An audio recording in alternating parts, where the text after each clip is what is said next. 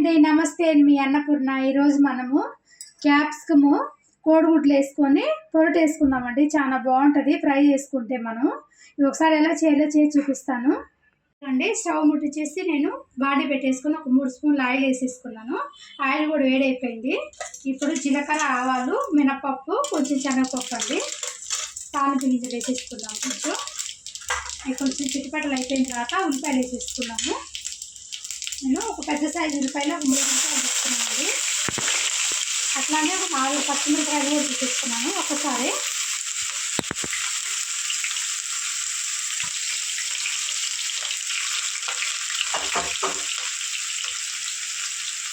కొంచెం ఫ్రై చేసుకున్నాను. ఉల్లిపాయలు 2 ఉల్లిపాయలు, 4 పచ్చిమిరపకాయలు కొంచెం బాగా గోల్డెన్ కలర్ వచ్చేది ఫ్రై చేద్దాం.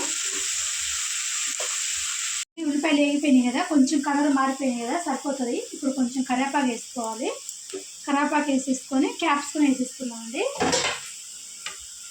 క్యాప్సికం ఇట్లా సన్నగా ముక్కలు కట్ చేసుకోవాలండి. ఇట్లా సన్నగా కట్ చేసుకోవాలి, తొందరగా ఫ్రై అయిపోతాయి. అప్పుడు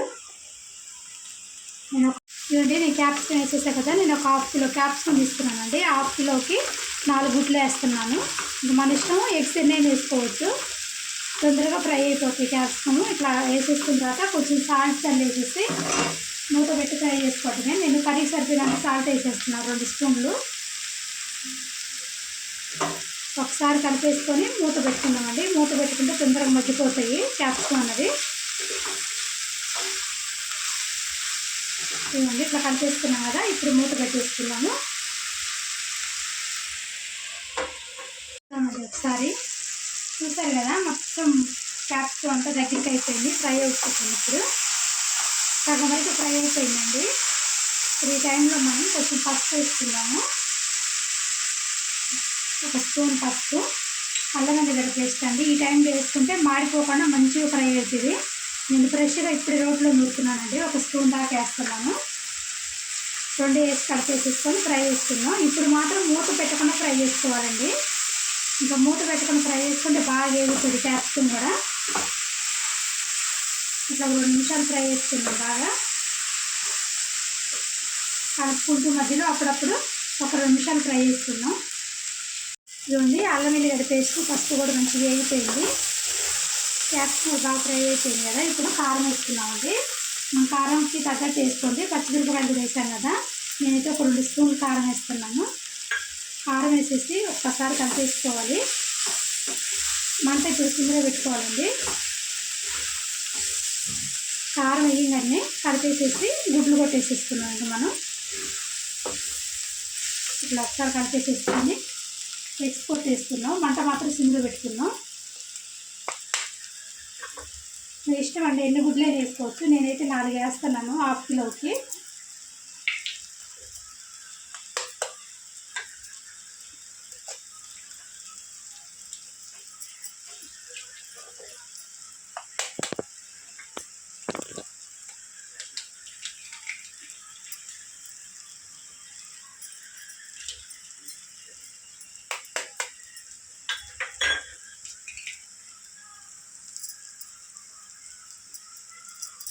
ఎగ్స్ వేసిన తర్వాత కలపకుండా మూత పెట్టేసుకుందాం. మంట సిమ్లో పెట్టేసేసి మూత పెట్టేసుకోవాలి ఒక 2 నిమిషాలు.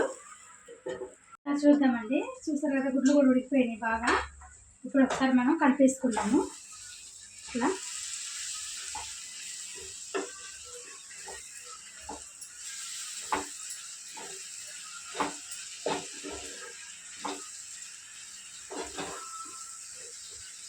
ఇట్లా కలిపేసుకున్న తర్వాత ఎగ్స్ని ఇప్పుడు మనం ధనియాల పొడి వేసేసుకున్నాము. 1 స్పూన్ ధనియాల పొడి వేస్తున్నాను. అట్లానే 1 స్పూను జీలకర్ర పొడి వేసేసుకొని కలిపేసుకున్నాము.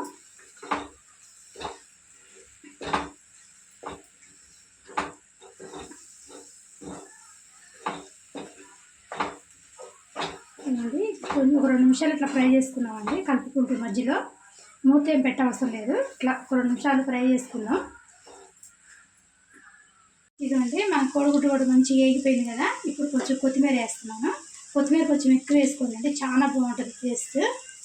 కొత్తిమీర వేసేసుకొని ఒక్కసారి కలిపేసేసుకొని ఇక గ్యాస్ ఆపేసేసుకుందాం ఇంకా మనం. ఇవ్వండి క్యాప్సికమ్ ఎగ్ ఫ్రై అయిపోయిందండి. టేస్ట్ మాత్రం చాలా బాగుంటుంది.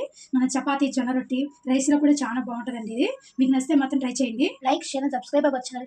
మరిన్ని రెసిపీస్ మర్చిపోకండి. బాయ్.